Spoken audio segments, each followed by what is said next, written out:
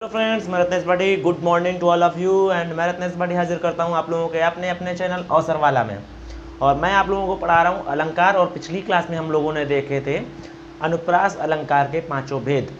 और एक क्लास में हम लोगों ने देखा था कि अनुप्रास का जो लाटानुप्रास था और यमक अलंकार में समानता होने की वजह से उनमें मैंने दोनों में कई सारे एग्जाम्पल कराए थे जिससे डिफरेंट ना हो और दोनों में अंतर कैसे पहचानेंगे ये बताया था। और उससे पहले उसी में मैंने बताया था लाटानुप्रास और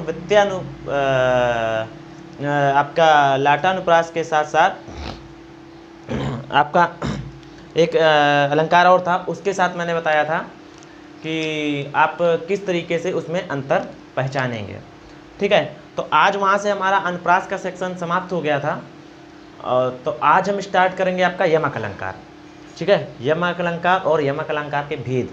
उसके बाद नेक्स्ट अलंकार को देखने के लिए नेक्स्ट एपिसोड का इंतजार करिए और देखते हैं नेक्स्ट एपिसोड में कौन सा अलंकार आता है। ठीक है, तो आज हम देखते हैं कौन सा, यमक अलंकार। आज हम लोग बात करेंगे यमक अलंकार की। ठीक है, तो यमक अलंकार की बात करें तो यमक अलंकार क्या होता है आप लोगों ने बहुत बचपन से पढ़ा है। और अभी मैंने पिछली क्लास में जहां आपको यमक और लाटानुप्रास में विभेद बताया था वहाँ पे भी बताया था। तो यमक अलंकार क्या कहता है, जहाँ किसी काव्य पंक्ति में जहाँ किसी काव्य पंक्ति में समान शब्दों का पुनरावृत्ति हो या आवृत्ति हो परंतु उनके अर्थ अलग अलग हो जाएं, तो वहाँ पर क्या हो जाए, तो हो जाता है आपका यमक अलंकार हो जाता है। ठीक है, समझ में आया। जहाँ किसी काव्य पंक्ति में समान शब्दों की आवृत्ति हो परंतु उनके अर्थ अलग अलग हो तो वहाँ क्या हो जाता है, यमक अलंकार होता है। लिखो, परिभाषा लिखिए इसकी। जहाँ किसी काव्य पंक्ति में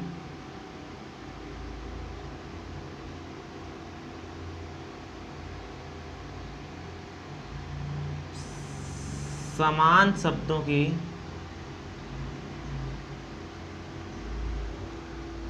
आवृत्ति हो परंतु उनके अर्थ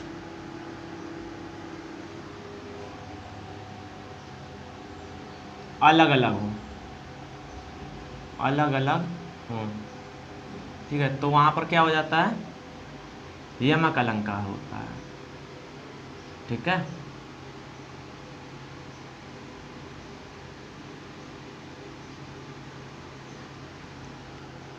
यहाँ पर हमने बता दिया कि यहाँ पर दो शब्द होंगे, समान होंगे लेकिन दोनों के अर्थ क्या क्या होंगे, अलग अलग होंगे। चलिए एग्जाम्पल से बात करते हैं कुछ। पहला एग्जाम्पल देखिए, लिखिए, काली घटा का घमंड घटा।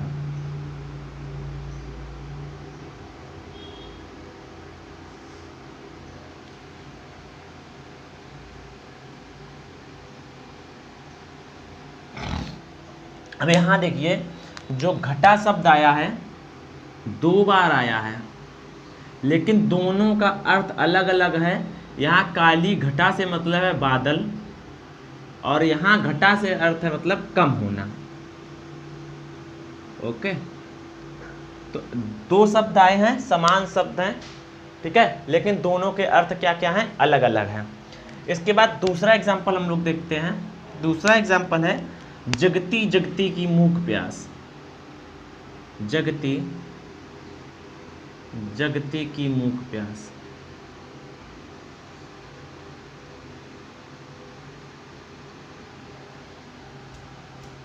ठीक है, जगती जगती की मूक प्यास में यहाँ जो जगती वर्ण है देखिए दो बार आया है, एक बार यहाँ आया है, एक बार यहाँ आया है, परंतु दोनों का अर्थ भिन्न भिन्न है।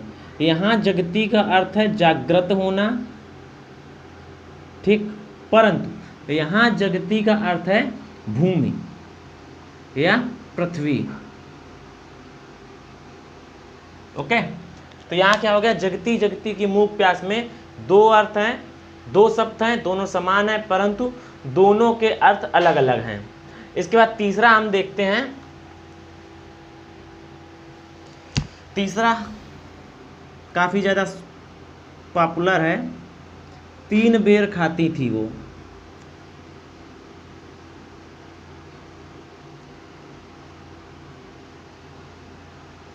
तीन बेर खाती थी वो, 3 बेर खाती हैं वो।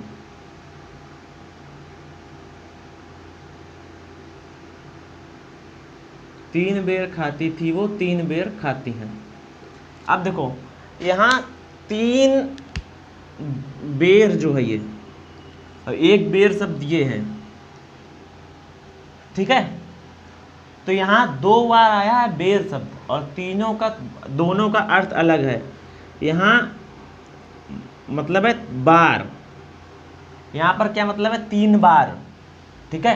क्या हो गया इसका मतलब 3 बार, मतलब समय की गिनती हो रही है, ठीक है। मतलब समय हो गया, ये सीधी सीधे भाषा में बोलें तो समय की गिनती हो रही है, ठीक है। समय बता रहा है 3 बार में खाती थी, ठीक है। और यहाँ जो 3 बेर है, ये जो बेर आपका फल होता है उसकी बात की जा रही है, ओके। इसके बाद नेक्स्ट एग्जाम्पल देखते हैं। चौथा एग्जाम्पल हम लोग देखते हैं। चौथा एग्जाम्पल हम लोग देख लेते हैं। सजना है मुझे सजना के लिए। सजना है मुझे सजना के लिए।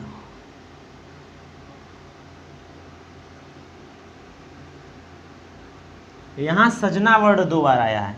एक सजना आपका ये है, दूसरा सजना आपका ये है, लेकिन आप लोग एक ही सजना बना के रखिएगा, ठीक है। देखिए सजना यहाँ जो है इसका मतलब होता है श्रृंगार करना। क्या?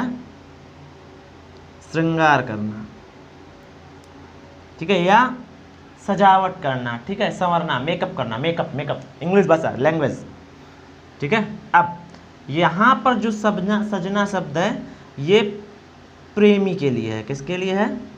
प्रेमी या पति के लिए, ओके। हमारा सजना है, उसके लिए हमें सजना है, ठीक है। तो इसका आप लोग स्क्रीनशॉट ले लीजिए, फिर नेक्स्ट आगे कराता हूँ।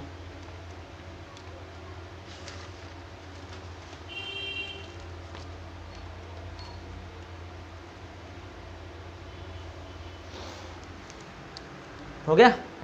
चलिए आगे देखिए, इसी में एग्जाम्पल।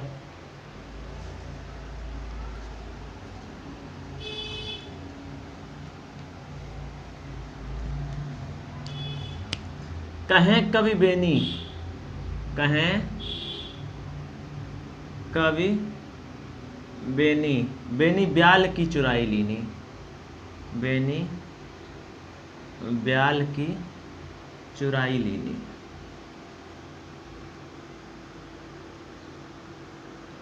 कहें कवि बेनी, बेनी ब्याल की चुराई लीनी, ठीक है। अब देखो यहाँ पर बेनी शब्द 2 बार आया है, एक ये और एक ये, ठीक है। यहाँ जो बेनी है वो क्या है? नाम है किसका? कवि का नाम है। कवि बेनी प्रसाद माधव कह रहे हैं, कवि बेनी माधव कह रहे हैं कि बेनी ब्याल की चुराई लीनी। यहाँ बेनी का मतलब है चोटी। तो कवि बेनी ये कह रहे हैं कि नायिका की ये जो सुंदर सी, लंबी सी, लहराती सी, बल खाती सी ये जो चोटी है, ऐसा लग रहा है इसकी जो अदा है बल खाने की, लहराने की, वो सर्प से चुरा लेनी है, नागिन से चुरा लिया है। ब्याल का मतलब यहाँ पर क्या है? सर्प, ओके। तो वो क्या कह रहा है? जो नायिका की बल खाती लहराती चोटी है, जो इस तरीके से लहरा रही है उसके चलने पर, और लंबी सी भी है, ऐसा लग रहा है जैसे उसने सर्प की अदाओं को चुरा लिया हो, ओके। एक और वर्ड है, एग्जाम्पल देखिए। वहाँ कितने? 6 7, अगर 1 2 आगे पीछे हो तो कोई बात नहीं, देख लेना, ठीक है। नेक्स्ट एग्जाम्पल है हमारा खग कुल कुल सा बोल रहा। खग, ये एग्जाम्पल मैंने इसलिए कराया है, थोड़ा इसके जरिए कुछ बताऊंगा। कुल कुल सा बोल रहा,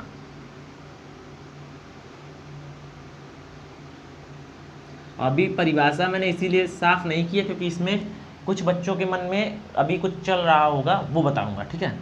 तो देखो एक ये कुल है और एक ये कुल कुल है। शब्द 2 हैं, ठीक है, बोल सकते 3 हैं, लेकिन यहाँ जो कुल कुल है वो एक ध्वनि है। तो सबसे पहले नोट पॉइंट लिख लो, यमक अलंकार में जो जिन शब्दों का अर्थ निकालना होगा योजक चिन्ह नहीं होता है। क्या? समान शब्दों के अर्थ, समान शब्दों के मध्य योजक चिन्ह नहीं होता है। ठीक है, ये नोट कर लेना। और जैसे कई लोग बोलते हैं जहाँ काव्य पंक्ति में दो शब्द आए और दोनों के अर्थ अलग अलग हों, वहाँ क्या होता है, कोई शब्द दो बार आए और दोनों बार उसका अर्थ अलग अलग हो तो वहाँ यमक अलंकार। तो यहाँ दो शब्द नहीं बोल सकते हैं, यहाँ बोल सकते हैं कुल, कुल, कुल। लेकिन यहाँ पर हमने इसकी गिनती एक ही बार की है, पूरा एक कुल। यहाँ कुल मतलब है परिवार और ये कुल कुल मतलब है ध्वनि। ठीक है, ये आपका यमक अलंकार। अभी इससे थोड़ा आपको कन्फ्यूजन होगा कि सर ये तो पूरा आपका एक ही वर्ण है। अब देखो नेक्स्ट एग्जाम्पल, नमवा। ये आपका ये जो संशय है ना योजक चिन्ह वाला, और जो कि दो बार ही आता है कोई शब्द, ऐसा नहीं है, तीन बार भी आ सकता है। ठीक है, यहाँ देखिए, मन का फेरत जुग भया,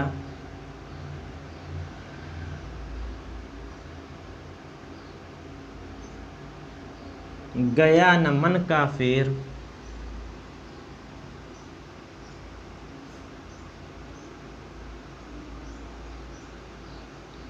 कर का मन का डार दे,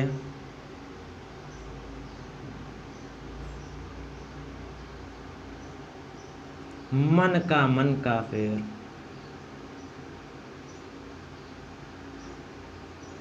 देखो मन का शब्द यहाँ दो बार आया, लेकिन में दोनों में योजक चिन्ह नहीं है, मतलब दोनों का अर्थ अलग अलग है।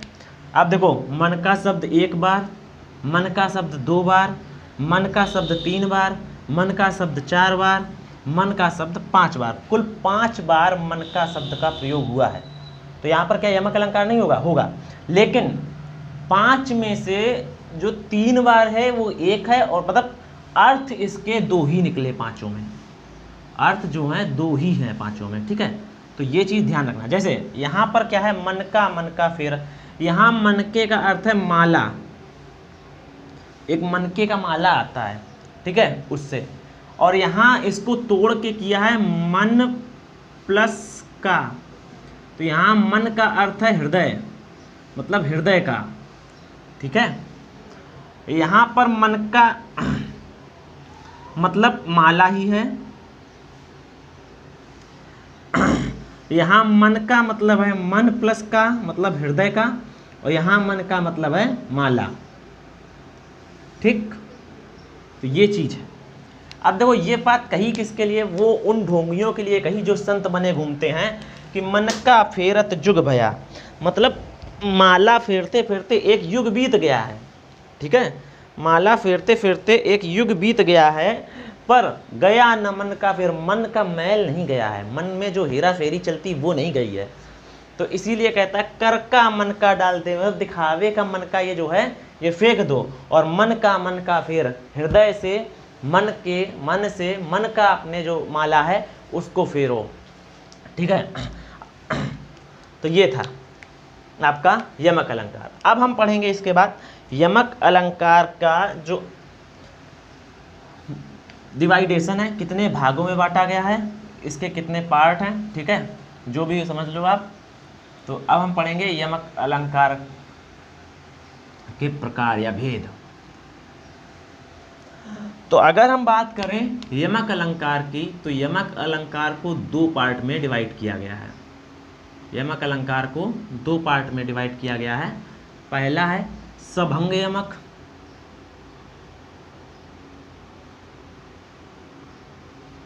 पहला क्या है सभंग यमक, और दूसरा है अभंग यमक।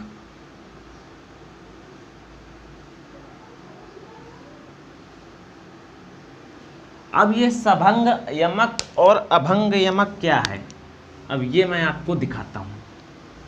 देखो, जब आपने यमक अलंकार किया तो जो 2 अर्थ होते थे, कई बार इनका अर्थ आपने डायरेक्ट निकाल लिया। ठीक है, कई बार आपने जैसे कनक कनकते सौगने, तो कनक का अर्थ धतूरा था और कनक का अर्थ सोना था। तो यहाँ आपने दोनों शब्दों को पढ़ा और उसका अर्थ डायरेक्ट निकाल लिया। तो मतलब हमें उस शब्द को तोड़ना नहीं पड़ा, मतलब उसको भंग नहीं करना पड़ा।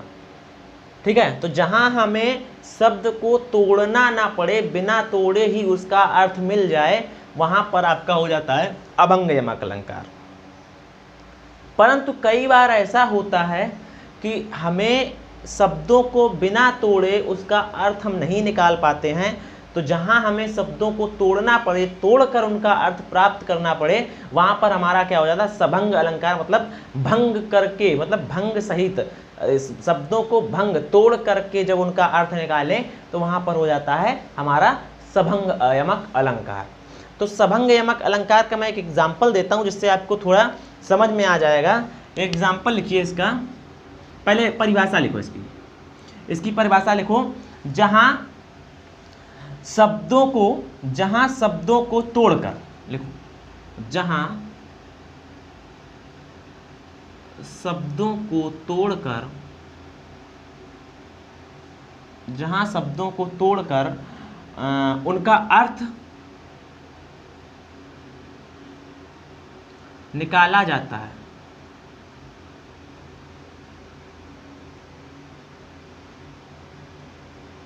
वहाँ सभंग यमक होता है।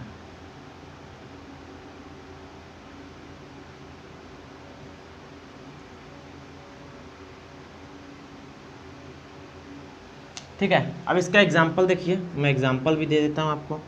तेरी बरछी ने बर छीने हैं खलन के, तेरी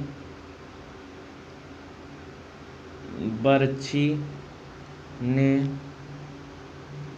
बर छीने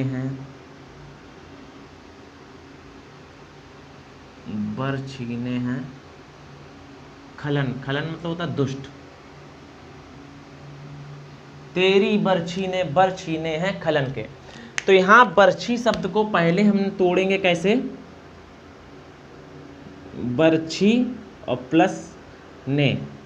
ये जो बरछी है ये आपका क्या है, ये एक शस्त्र होता है, आप लोग जानते होंगे, बरछी नामक शस्त्र होता है। ठीक है, तो तुम ये कहा गया किससे, महाराज शिवाजी से, कि आपका जो शस्त्र बरछी है उसने बर छीने हैं। यहाँ इसको तोड़ा गया है, बर प्लस छीने, मतलब बर छीने हैं खलन के, दुष्टों के पंख काट दिए हैं। ठीक है, इस तरीके से।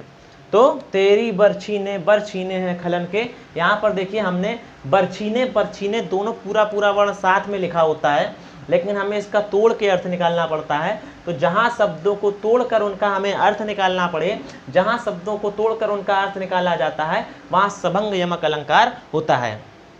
ठीक है, इसके बाद हम बात करते हैं अभंग अलंकार की। ठीक है, परिभाषा अभंग अलंकार की, जहाँ शब्दों को बिना तोड़े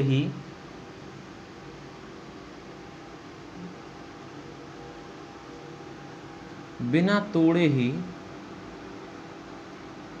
उनका अर्थ प्राप्त हो जाए।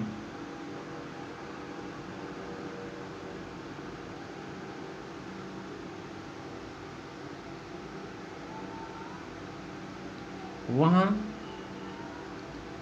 अभंग यमक अलंकार होता है।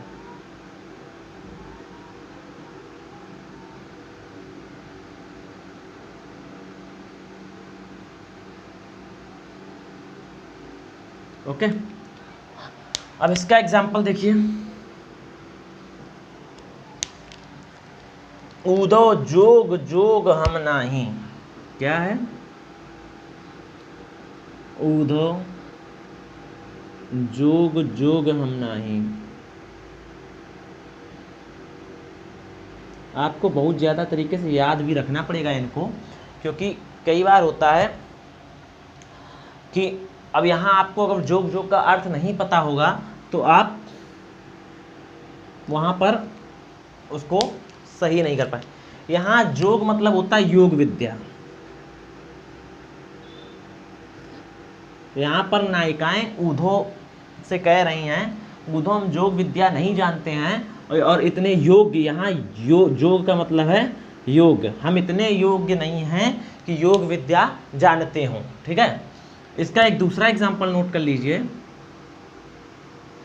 इसका तरन डूबी थी, ऐसे ही कुछ, तरन भी डूबी मेरी तरन तरंग में। हाँ ठीक है, दूसरा ये है तरन भी डूबी मेरी तरन तरंग में, तरन भी डूबी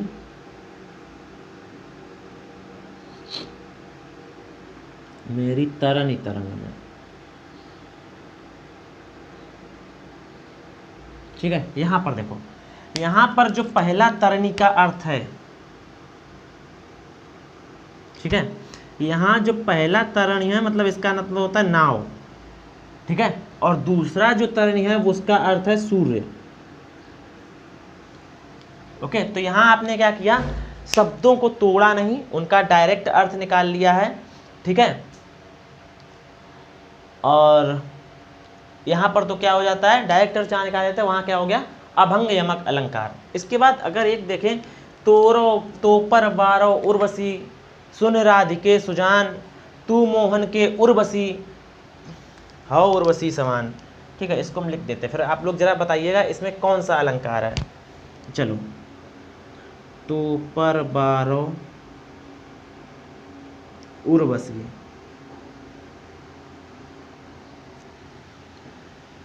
सुन राधिके सुजान।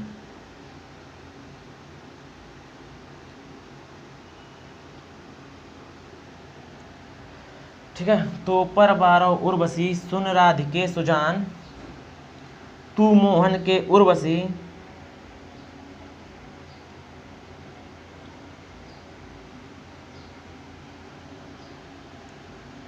तू मोहन के उर्वशी हो उर्वशी समान,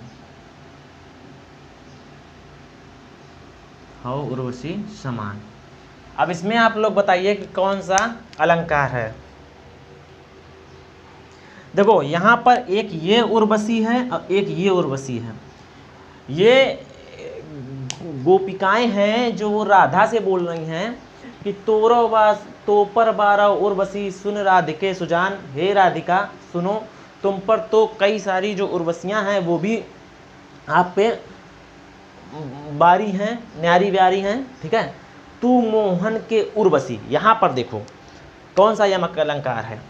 उर्वशी मतलब यहाँ उर प्लस बसी, यहाँ उर का मतलब है तुम, हृदय, हृदय में बसी हो, यहाँ बसना है। ठीक है, यहाँ हृदय में बसना है, तू मोहन के हृदय में बसी है। और यहाँ उर्वशी जो आपकी, सॉरी यहाँ पे आइए। ठीक है, हाँ, तो ये उर्वशी कौन सी, जो अप्सरा थी, हो उर्वशी, तुम उर्वशी अप्सरा के समान हो, इसीलिए तुम मोहन के हृदय में बसी हुई हो। ठीक है, तो इस तरीके से, तो ये आपका कौन सा हो गया, आपका आपने इनके अर्थ को तोड़ कर निकाला है, तो कौन सा हो गया, ये हमारा होगा सभंग यमक अलंकार।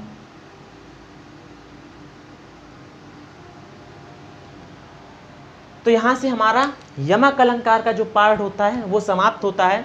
अब आगे को पार्ट को देखने के लिए आगे की क्लास देखिए, आगे का हमारा वीडियो देखिएगा। तो मिलते हैं नेक्स्ट क्लास में। जय हिंद, जय भारत, वंदे मातरम।